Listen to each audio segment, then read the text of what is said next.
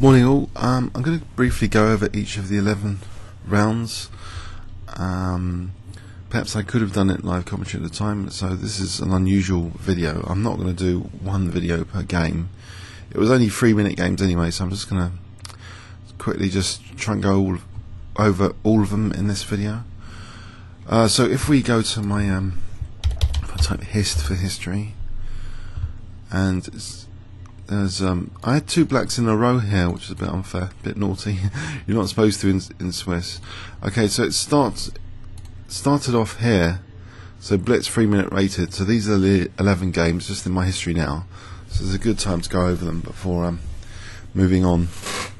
So the first round, just to get the structure here. So 2 low rated players to start off with, then a 2071, then the big boys 2862. 2902, and then it got really tough, a 2999. That's where I lost. So I'd actually won 5 games in a row here.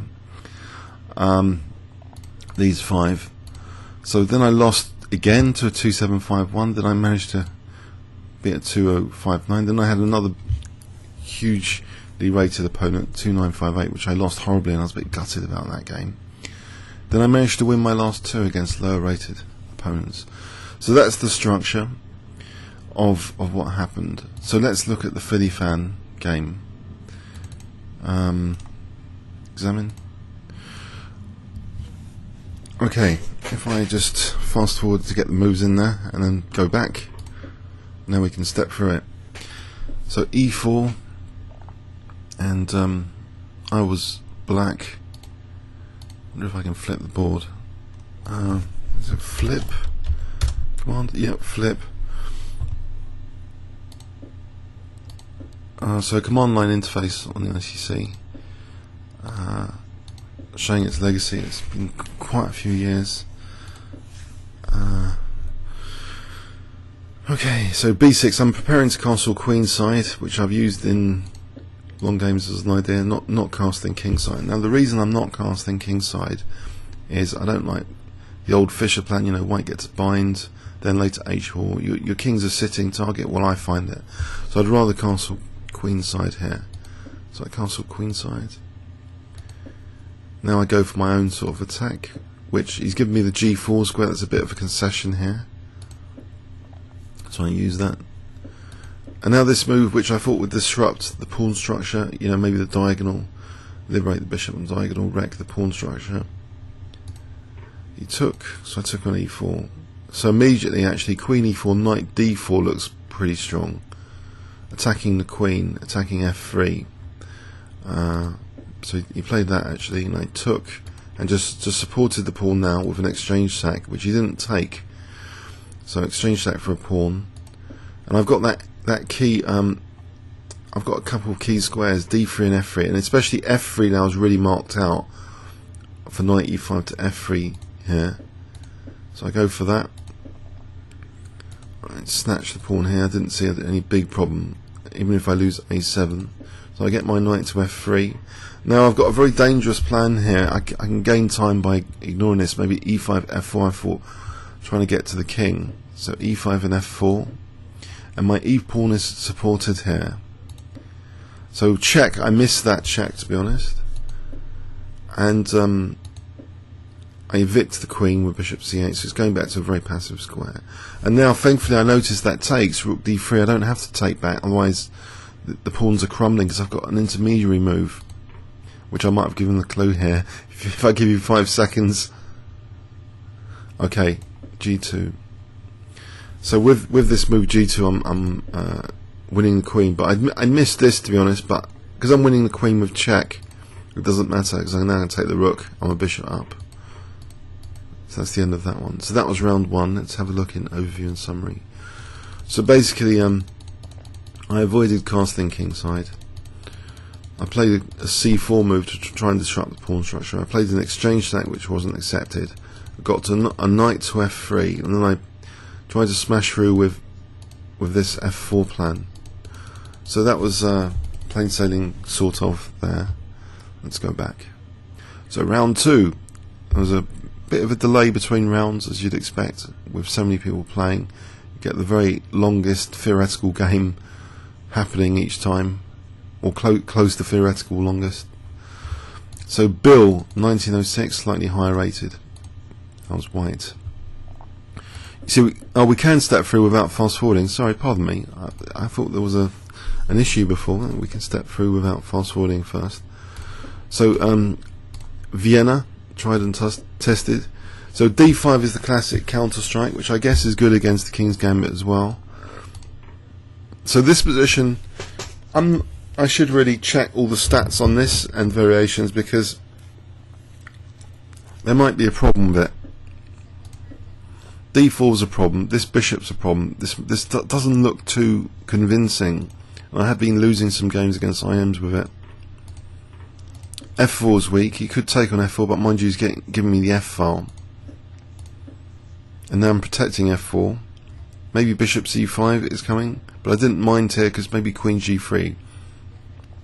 With queen G3 I'll be targeting G7, and knight D5 would be a threat. So I'm kicking the bishop.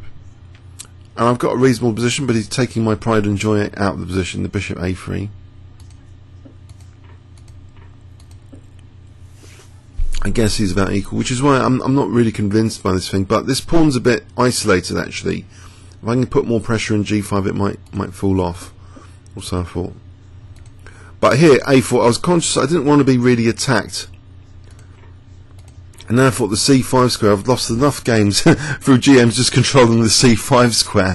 Where it seems to like, you know, here there's fragmented pawns. C5 is a great blockade square. Wanted the exchange of queens. Bit of squeezing with F5. So I'm snapping that pawn up rather cheekily, because I think I can defend on the A file as long as my knight's on C5.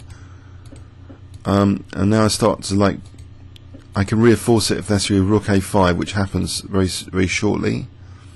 Now here, yeah, I didn't want to lose the H pawn. I thought, hold on a sec, I can't really play G5. I don't really want to lose the H pawn. So I've locked up the king side here, and that's not very good. My attack like stopped for a moment.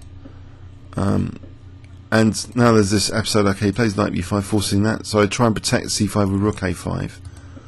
So I thought I still had good control over the position, and now this proves decisive. This knight D7, I thought, yeah, knight F8, really crushing threat of knight F8 now.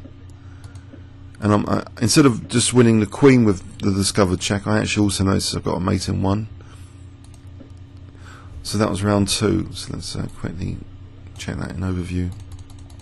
So I need to check the theory of this, because the equalising, it seems to be almost equalising this quick D5. So F4 could have been taken. He did get rid of my B2 bishop. E4 seems slightly weak. The king side attack, he wasn't really in a great position for this attack if I control C5 basically with a knight. It's quite a big Nimzovician knight on C5, where you could have imagined that there were double pawns before, and you get these mighty blockaders after. Nimzovician knight, and then that actually knight proves decisive. Okay, let's go to round 3. So Berber,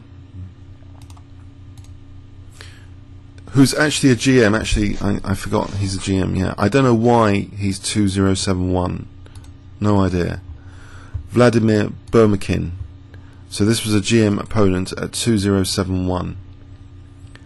And on the ratings here, that I've got slightly underneath, I don't want to disrupt the board, but I'll just tell you the Blitz is 2527, his 5 minutes 2459, his 1 minute he's not played that many games, it's 1476, his 3 minutes 2321.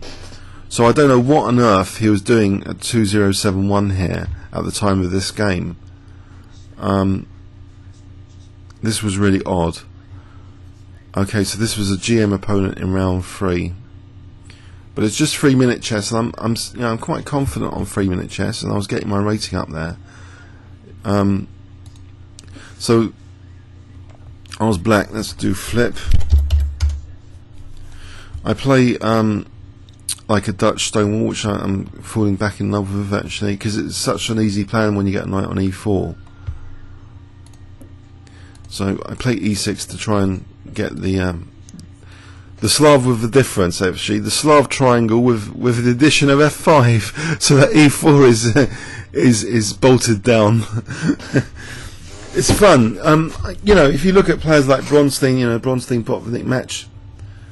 Okay, Bronstein was imitating Botvinnik's repertoire with the Dutch Stonewall, but I think it's got a lot going to it. There's a kind of iron grip on key central squares, especially e4.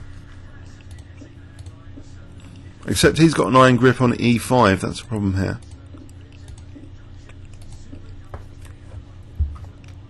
And I thought this is a great opening for Blitz. You know, you get the classic rook f6 to h6 hacking maneuver. And then if needed, bash down the defences with g5, g4. The problem is here, well, he's got control of e5. Now I retreat the knight humbly, and I retreat again actually.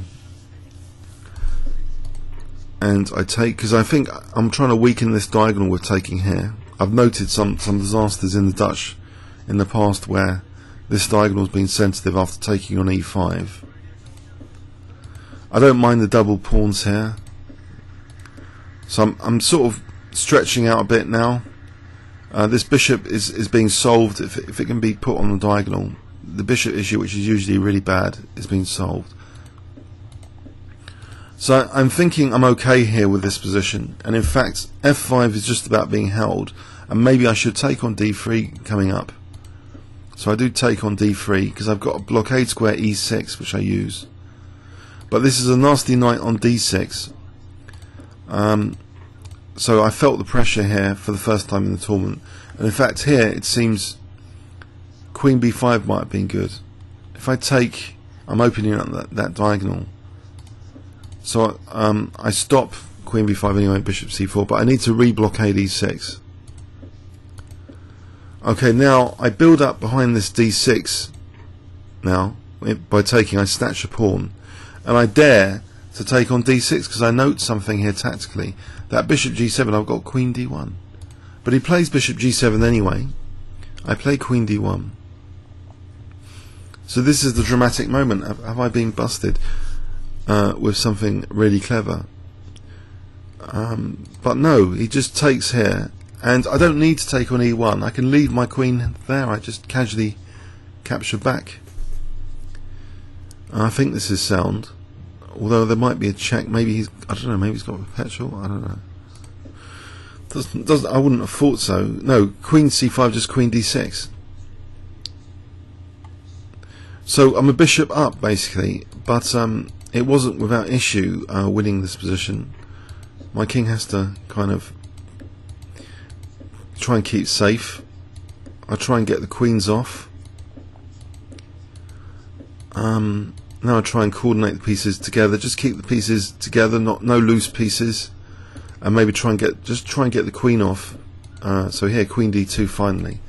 And it should have been plain sailing here, but I'm a bit wary about recent losses where I've been a piece up or two against IM, so I was a bit careful. I wanted to eliminate these pawns if needed.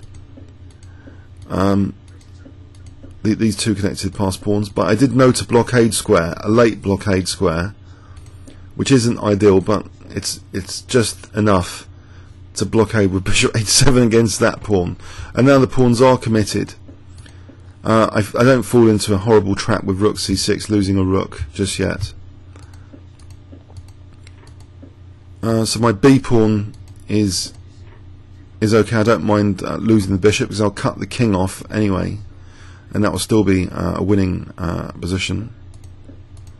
I win that, so I'm just the bishop up, and now I think he lost on time here or resigned. So that was Berber. That was a GM opponent in round 3. Actually, should we do a quick overview and summary of that game? So if we do flip again, so Dutch defence Stonewall, an iron grip on e4. Botvinnik would be proud. I don't know. But I had a long, painful game with the Dutch Stonewall once where I lost my dark square bishop. He had mighty knights on the dark squares, and I sort of gave up the system after that. But I found it a fantastic weapon for online blitz. Nevertheless, and maybe it is good for long games. You just got to handle the negative as well as the positive aspects of the opening. I'm not sure it's that popular at like the GM level, the Dutch Stonewall, but I suppose many would just say it's strategically lost. But here, look, great position, Queen D6, winning, snatching a pawn. Now he's going down material. Okay, so that was just a little bit of extinguishing possibilities of off-white to get the queens off. So once I got the queens off, it was easier. But I did have to use a late blockade square here for the two connected pass pawns, and avoid losing the rook. That was another important thing. So let's go back. So we're on round 4 now. So a GM opponent again, second GM 2862. So I kick off with e4, and I play this system which I've been using on Chesscube a lot. He didn't let me play bishop c4 though, so I've got an alternative here, bishop d3.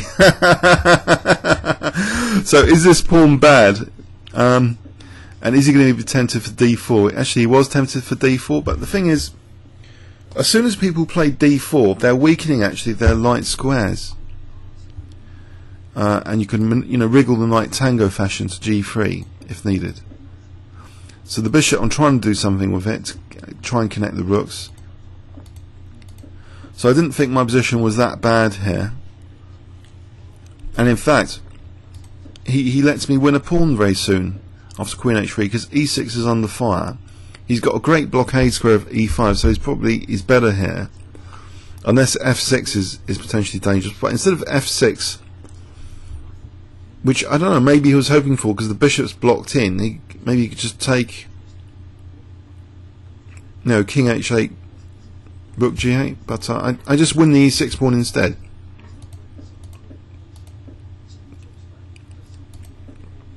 And now there might be knight g6 if there wasn't a monster knight on e5. So this just leads to simplification without allowing this knight d4 anyway. So because he's got this pin, so the queens come off, and I get shattered like pawn structure. But at the moment I'm a pawn up after snagging that pawn. I'm a pawn up, aren't I? 3, 4, 5, 6, 7, 3, 4, 5, 6. I'm a pawn up. But he's got good control of the dark squares. And this bishop is probably worse than that knight. So he's doing very well, but I'll try and get rid of his bishop. And now, I don't know. I just thought I could try and get this pawn because of bishop f3. I take and try and nab the pawn. So I thought that was a major triumph there. The bishop's not as bad as before, but even so, his king's coming in, he's using d4, and now I thought I was going to lose actually, because the knight and rook are very nice. Check, but maybe he's spending too much time to try and find the kill here. Maybe he's looking at knight f4, rook g3, checks and stuff. And maybe there is a clean kill here. But it's tricky. Especially tricky after this c3, because I'm given now, I've got the option of d4 on knight f4s. And he's getting quite short of time actually. He did seem to have lag, and now I use the d4 just to win a piece. I'm going to win the f4 knight, and he resigned. So, second GM bites the dust.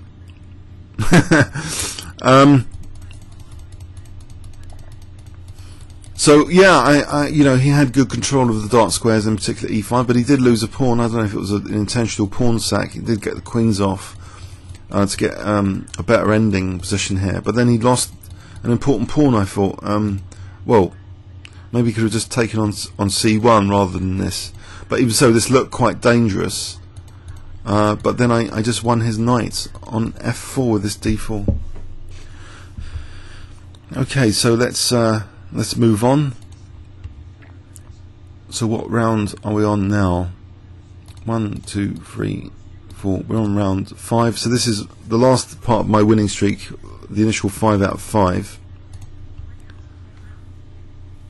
So I was black. Let's flip the board.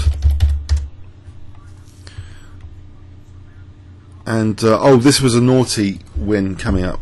And okay, I apologise in advance. It was a lot of time pressure, so I play my Dutch stone wall again. But you know, I'll let it unfold here. So I had that classic knight on e4, going in for the kill. Queen h5. But my queen side's crumbling. Actually, this minority attack plan here is nasty, because if I take that pawn's at least isolated. He'll have pressure. Maybe I should have taken like that. But then what do I do about knight a4? This is quite awkward to defend c6 here. So I allow the knight to play knight b5, and this is a disaster now because of, you know, infiltration ideas like queen c6. It looks to be a tactical disaster. Well, it is, because queen c6 is coming along very shortly now. Takes, bang, queen c6. Thought, do I resign here? Do I resign? There was a big pause here. Thought, okay, how do I best fight on this position? He's only 2902 and I am too. But this is on make up your own rating. I don't, you know, my auto pairing rating is about 2200, but on this it's 2485, because this is the rating where you choose your own opponent. So I guess, now please don't hold loads and loads of abuse about what I'm about to say, but why would IMs and GMs on the ICC bother to get these astronomical ratings on the non-auto pairing system? Why? Some sort of reputation for coaching? I don't know. I don't know why it is, but a lot of these ratings seem to be well over FIDE levels. And what, you know, it's being used. You know, that's a thing about choosing your own opponents.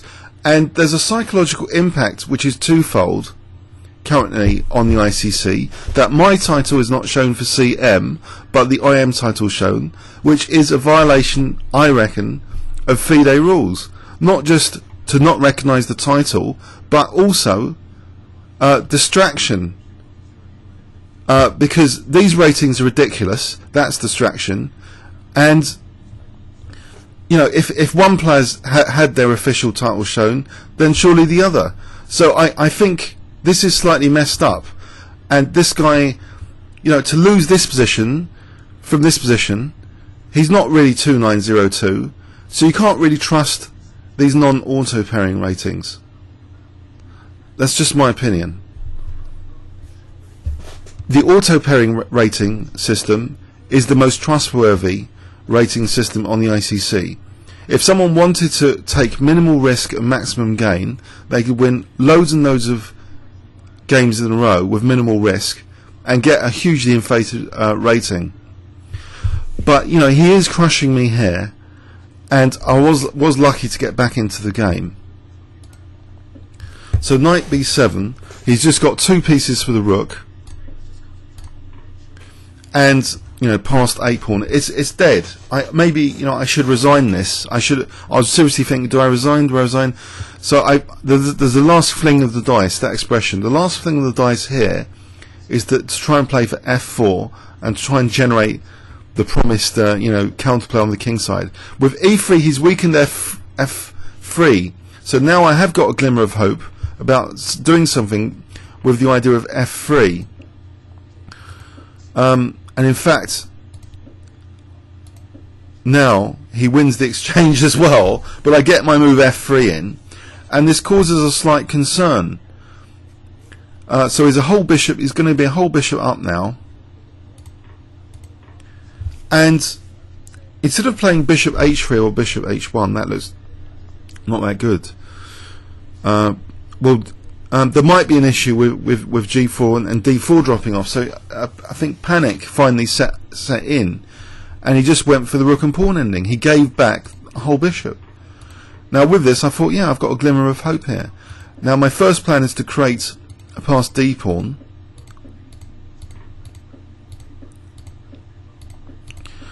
and there's loads of checks here, and I thought, okay, I'm going to avoid them now. I'm going to take a risk. I'll play rook c3. Okay. And unfortunately, it doesn't really work out because of the a pawn. My king I haven't got time for this d pawn push, so I go back, and he's going for my d pawn. Okay, I made him waste the move though to get to e4. Now I go back as I'm going to move the d pawn.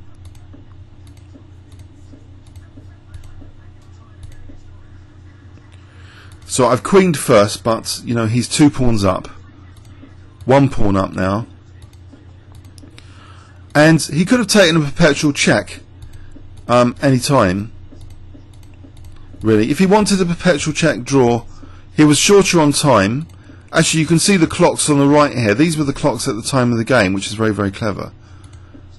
So he was getting very short of time with just 10 seconds here. So all the timestamps are stored to show this representation of the game. So I had 53 seconds, and he's blundered now. You know, after this this h5, he's given me a dangerous h pawn now. So I'm back in the game. It was a very difficult position to win. So I've got 2 queens, and he's coming down, you know, very, very short of time, and we reach a theoretically drawn position because it's his c pawn. And it didn't immediately, you know,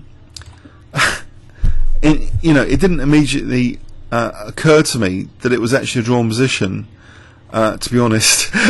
And I don't know, because you know he had like 3 seconds left. I was in a mad panic, and I played on a few more moves, trying to sort of as if I was going to win it. But it's actually a drawn position, and this was naughty of me. I've got to say, and. He did hurl a bit of abuse at me after, quite rightly so. So, sorry about that, guys. But he was so short of time, and he did have a perpetual check earlier. So this is the game of all the rounds that I feel slightly guilty about. But this, what's going on here with the ratings, with him being 2902, it's just outside of the recording area, but is ridiculous. I don't know why people are not, you know, I don't know if that choose your own opponent system should just be totally scrapped, to be quite honest. I think that would be fairer all round, just the auto pairing system, because that would match real life chess. You don't get massively inflated ratings from Swiss tournaments in real life. But anyway, let's have a look. He was crushing me, and I was extremely lucky in this game. But these ratings are just off-putting to look at, and actually in a later round I did suffer. I just played like a real wet lettuce, completely put off by one of the ratings, so I was a bit gutted later, as you'll see, but yeah, this was a naughty win. But he had, you know, perpetuals, and then I probably had a winning position here. You know, 2 queens, a queen up, you know, with precision. This position, I would imagine it's a win. If I just, instead of winning this pawn, I need to try and, mind you, king e6, there's f8. So what did I do here? I checked.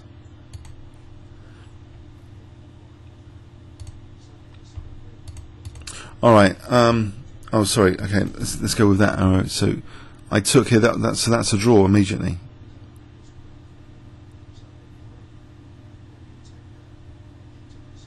Or is it? The way he played it there. So that's a classic draw, because if you take it stalemate, if king f6, well, he queens with check. Unless I'm missing something, that's a theoretical draw. There was a Fischer game, we went over that situation. It's that pawn that is drawing. Okay, let's go back.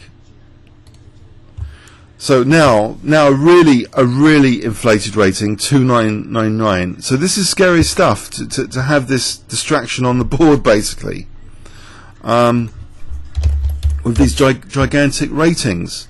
2999. I mean, what am I supposed to think? Mind you, Nakamura, he's 3,400 in this tournament. He's got a rating. He's under a different nickname, and he's got a 3,400 rating. In fact, I guess, did Nishiga get to play Nakamura? Let's just quickly check that.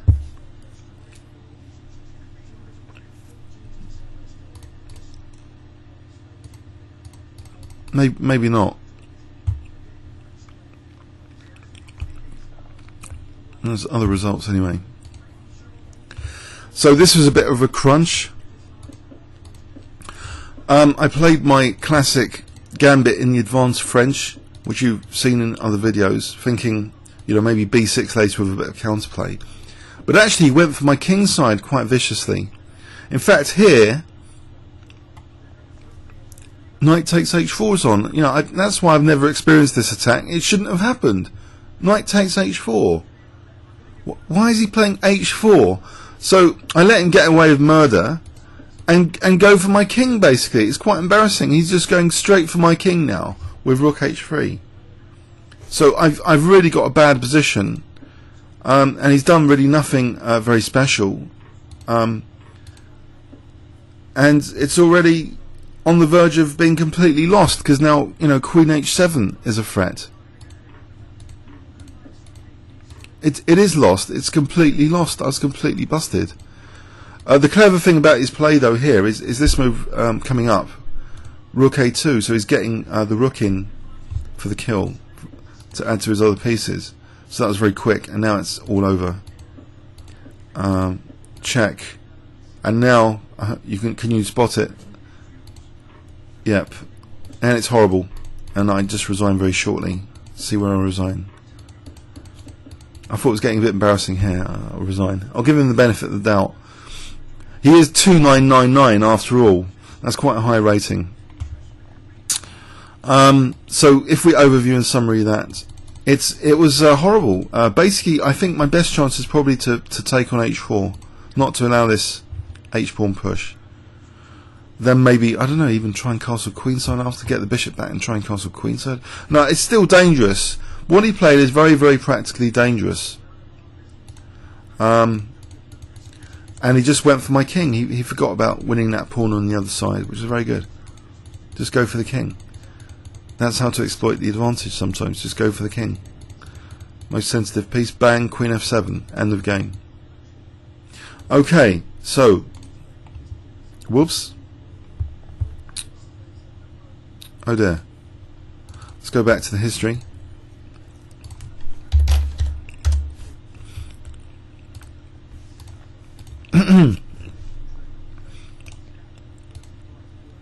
An IM opponent, bit of a respite with an IM. Only 2751. Wonder what his 3-minute rating is.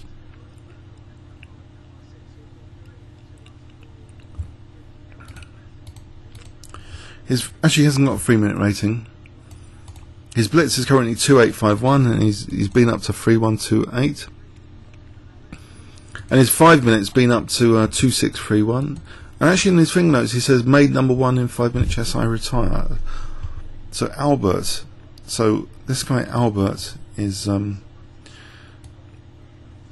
Now I think actually this was. What happened here? Okay, let's have a look. Oh, this was a horrible loss. Yes, I remember now. French defence with b6. Oh dear. Anything apart from this is just horrible. b6.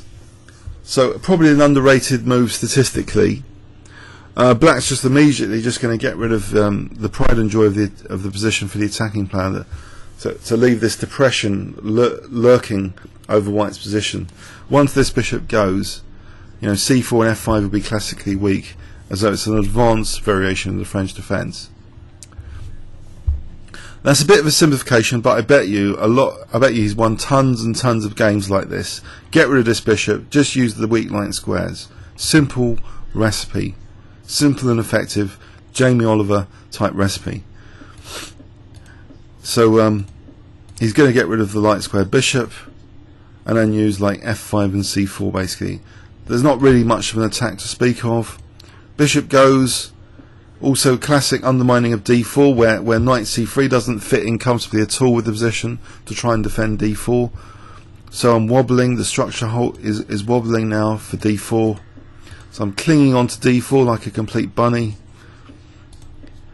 And he's got the c file now to work with now that my rook is of low quality and his rooks are of high quality. Being able to use the c file and the f file potentially. And in fact, he doesn't even mind losing the exchange now for a pawn. Beautiful rook on the f file, very dangerous, immediate threat, embarrassingly. Could be knight e3, but not at the moment because of the rook on h3. The knights are really like strong looking here, but now there's a real threat of knight e3 and queen f2. So I sidestep that, but he plays it anyway. And here I just blunder out of panic, total blunder. After taking, I should have played queen e1, which might hold the position for a bit longer. But there's a lot of pressure here with the knight g4s coming in. So the queen might move somewhere. But that was my best shot and I miss it. Or maybe just queen takes b2 and knight c4. It's horrible. The knight squares are generally horrible. The rooks of low quality here. It's difficult to untangle in this position. So I blunder my queen basically. I can't take because the queen takes. So it's a whole rook actually just being lost instead. Whole rook, so he's a knight up. I'm resigning shortly after. So it just seemed dead easy to lose that. Completely dead easy. So that's a variation I think I should try myself in the French. The winner with the quick b6. I think this is a very quick, simple and effective recipe. That you do the winner, but then it's like a trick. Because in the advanced variation of the French, you have a pawn to support your chain on d4. So here he's just getting rid of that bishop. So need to know the theory of this if there is the theory for white to have a good position, but this is just horrible. The positional sack just emphasised black's active pieces and the f file pressure. That was what was being emphasised. Okay, so I was starting to feel a bit down after that. So that was a second loss in a row. So hard tournament so far. And now we have Guches, who's not titled, but it was a tough game. Okay. So Guches. So e4, we have a Sicilian with I play knight f3 actually. For some reason, not my usual f4. I think because I was put off with this a6 and make bishop on c4 for the open. And I didn't really like my position here. I wasn't really sure what was going on. And for some reason, he gets this pawn, and I thought, what on earth is this? If he's going to castle kingside, the h file is going to be dangerous. And also, but the thing is, c3 is a bit painful, and he doesn't have to do anything with his king. But I'm getting a bit of space. But he's got a nice blockade square f5. But have I got the potential to get rid of this dark square bishop and get into d6? That's the key question. Unfortunately, well, no, actually, I did think I was better here, clearly better, because of bishop c5. So that was the plan. But now there didn't seem to be a concrete blow or anything, and I regretted actually in this position not playing g4 if that was indeed possible. There's no knight g3 at the moment actually, because knight takes g3 protects the rook, so bishop a1 I'm protecting the rook. So because I allowed h5, I can't move that, shift that horrible knight now on f5. So I thought this isn't all it was cracked up to be. So I end up now sacrificing a pawn to get rid of this monstrous knight on f5 and to try and get my attack going against his king, which is now in the centre. And he comes up with a really nifty move now, very soon. After this doubling rooks behind the knight, I thought there's no way I'm shifting that knight, but he offers me a bit of bait now. He plays actually bishop e4, check. So if I take, there's rook c1, and then rook c1, and then queen e4 check winning. So I'll have to sidestep that, keep the knight on c5. And now I go a bit crazy. I go utterly nuts. In this good position, I just sack the knight instead of keeping the pressure. So how would I increase the pressure though? I thought, if there isn't d5, maybe there's time for b4 a5, which looks suicidal because of like the a file. But in that position, maybe d5, because then I'll be getting this rook e6 in. Maybe there'll be enough pieces on e6. Anyway, I just sacrifice a rook, sorry, a knight, and I'm just the bishop down. I'm just really actually just the bishop down against a low-rated player, and he plays now queen e4. I thought actually this is all over. He's deflecting my rook from the back row. This is all over. So I just try and play the lesser evil moves now in this lost position, which is not to allow the back row mates basically, and then it gives me a few checks. And I make way for my king, but he's tearing open my king position. But something magical happens now. I find this little move g3, as if I'm threatening queen h4 and queen f4 mate, which is a threat, and it provokes a blunder. He's just the weakness of the last move, the e5 square. Bang! I win his queen, but it's not over just yet, because now he's actually threatening rook a4 mate. The rook and bishop are not bad here in combination.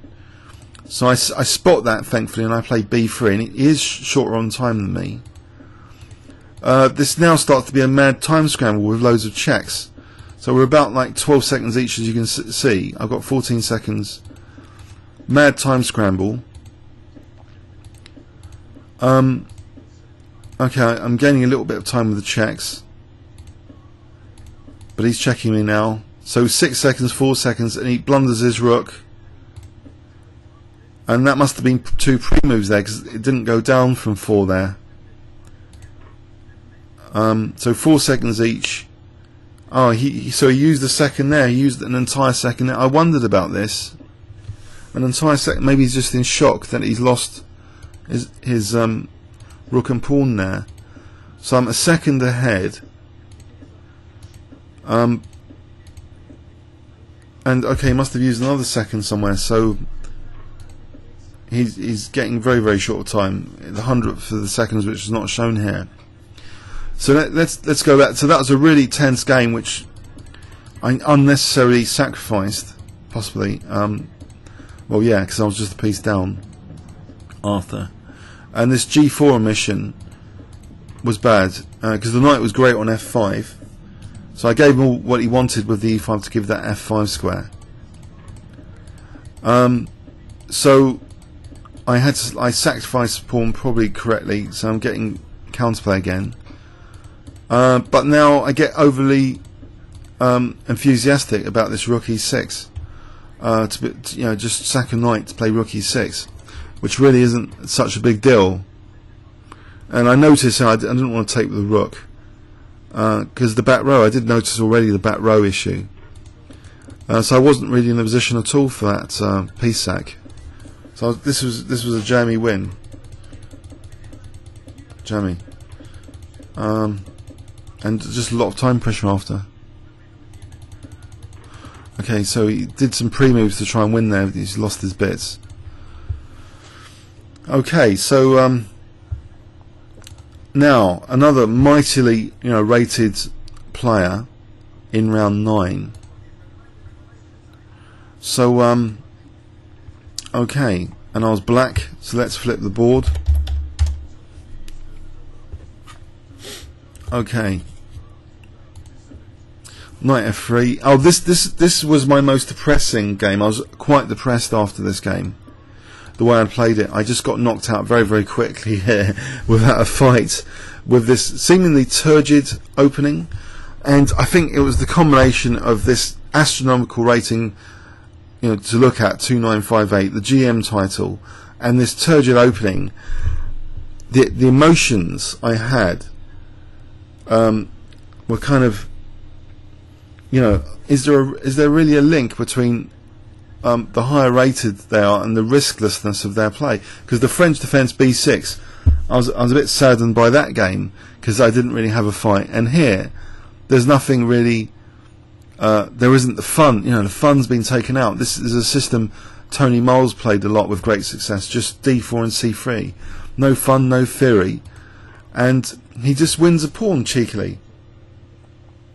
And I vaguely think, okay, maybe I get some central counterplay with a quick e5, e4. But I play knight f6 first, which is wrong, because he's going to win another pawn now with b5. And it's gone. The position's gone already. I'm just 2 pawns down. It's lost. I mean, I managed to lose this in like 5 moves. And this is why I was like saddened by this game. So I make it into a piece sacrifice. But he plays, you know, very accurately bishop a3, gets rid of, I don't know if that's the right term, accurately, just to give me no chances. He takes a good bishop away, and now my centre crumbles now very shortly. So he's got like an Alekhine defence in reverse. With my centre, I'm losing a central pawn now after takes, because he now plays c5. How does the queen hold on to the e5 pawn? It's a total disaster. Losing 2 pawns, making a piece sacrifice, speculative, and now just losing a key centre pawn. So yeah, I was saddened by this game. He's got this huge knight now on d6. He's exchanging queens, and his final phase is just to lift the blockade of his c pawn, which he does so ruthlessly. So taking because of the loose bishop. So this pawn's just clearly, that's it. The pawn was used to win. So that was a really unpleasant game. In fact, let's have a quick look at his past record recently. It's a very impressive past record. He rarely loses games then, and he beats some other fairly high. Oh, this is actually his Torment still in there. So it looks as though after that win, he also won his last 2 and carried on into the next qualifier event or something. Maybe after the 2 draws he withdrew or something. So in that first qualifier, he scored 1, 2, 2.5, 3.5, 3.5, 4.5, 5.5, 6, 7, 8. He scored 9. He won his last 2. So David Burr says 27 on. He scored 9. That probably wasn't enough to qualify. It's a really tough qualification thing. But I was gutted. I can't explain. Maybe I was getting really tired and emotional with all this massively inflated ratings stuff, and I just feel, you know, it's very distracting. You know, a lot of you guys keep saying on YouTube videos, you know, to cover up the thing with the monitor or something. You've got a point, because this is a violation of FIDE rules to get these astronomical looking ratings. It's like intimidation. Yeah, but even before the game starts. And then combine that with these ultra turgid openings where as if you're not going to be given any counterplay. And the way I played it, I managed to lose 2 pawns for nothing. So I was gutted after this game, truly. Oh, I managed to lose the history again. I could have just closed that thing. Okay, so the last 2 games, that man, so round 10, I managed to pull myself together for round 10 a bit. Sicilian defence with my pet, you know, f4 bishop c4 line. And I don't mind this because, you know, he's weakened this diagonal and d5. I have good results with this, and I don't mind taking with the g pawn for a g file attack, which he doesn't take, but I like my position. I like the g file, and I enjoyed this position. So it was like an antidepressant for the previous game, except I've got a slight issue with the bishop stuck on a4. But it's not such a big deal. It came at a cost to do that. I'm threatening almost bishop b6 here. In fact, why didn't I play bishop b6 here? I played e5. Bishop b6 might be playable here unless there's knight e4, because then bishop a4, there's knight f2 check, and if it takes, then there's queen a4. So I think I might have been concerned about that. So e5, I take, and I do something about this bishop, I protect it. So actually he's got good game again, with good pressure here. So something nice happens though here for me. I play c4 and that solves a lot of problems. Especially now this next move, he didn't play rook d8. So this c-pawn's a bit of a runner. Maybe I remembered my own defeat with the c-pawn just being a runner. And it's guided. It's a guided pawn with rook and bishop to support it. So dangerous running c-pawn. And I just make sure I don't give him too much, counterplay. So I win a piece, get the rooks off, or rather win his rook with that pawn. So I'm a rook up, get his rook off rather, and he's short on time. He could have resigned this, but he carried on until actually being mated. So there's not much to see here. The fat lady was well and truly singing in the background for a long time in this game. As long as I don't blunder my rook. She was saying, "Don't blunder your rook. Don't blunder your rook." But now, it's even easier. Even I could win this, even if I'm being totally complacent, putting my shield down, starting the celebrations already, like the last few minutes of a football game. Even I can win this position because he's short on time as well. And I'm going to keep his pawn, not to allow the stalemate. I'm going to keep his pawn, so the room for error is going down and down for even allow a stalemate. So finally, I mate him. So I get a bit cheered up. So let's look at that again. So g-file didn't work out that way though, because he harassed my bishop on a4. I had to do something about the bishop on a4, and then so there was never really any f5 opportunity to use the g-file. He kept e5 on the lock and key basically, and no f5s, no hack attack. So I just had to use the c-pawn instead, which was in the position, the right strategic trump card to win material and the game. Okay, so on to the last round now. So if we just close this, we've still got the history. On to the last round. Omics, flip the board. I know this is a long video. I hope you can maybe stop it at parts, or you did enjoy it anyway if you stopped at parts. But I really didn't fancy doing 11 individual videos for these 3-minute games. So I took on e4. This is another French defense pet system, and I thought, yeah, h5. I like this position with the quick h4. So again, a kind of antidepressant. If you go into your pet lines, you get cheered up. Well, I do a bit anyway. Whatever the circumstances around, in the previous rounds of the tournament. So here I've got nice pressure, and I've got a wonderful position. I really like this because this I felt really uncomfortable to play against, and I started using it myself with the black pieces. That's sometimes the way. So I've got a great position. I'm threatening knight d4 here. He's just it's an opening disaster for him, this game, and I'm liberating even more with e5. So nasty pin on f3, and I'm winning a whole piece actually now with bishop takes h3, not worrying about the discovery against my queen because I'm hitting the discovered attack piece. He throws in a check, but now I have rook c6 to try and keep the threat on h1 without losing time. So I'm just 2 bishops up. So what can go wrong? 2 bishops up. So put the shield down, fall asleep. What can go wrong? Well, actually, I went for his king actually, just to try and make sure. So his king, I thought it was all going to be over soon, but now, to my horror, I thought, hold on a sec, that shouldn't have happened. His queen's actually doing something useful on h6, skewering my queen. Oh dear, what have I done? But then, thankfully, I noticed there's a resource here. I don't have to give up my queen speculatively. I just play bishop c2, which looks to do the job. There's rook d1 next to get the rook off, maybe, if I don't, not losing the bishop at the right time.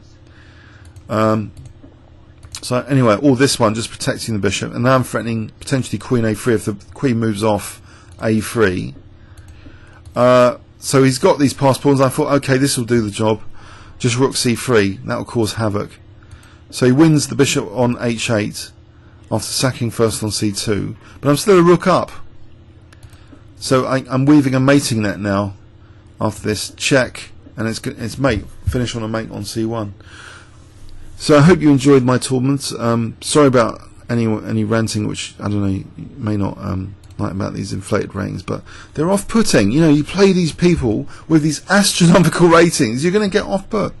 But for some reason, they weren't in my mind in that game, because this guy, I was always well, Berber was the first GM, but it was 2071. So it's ridiculous the other way that GM was you know 2071.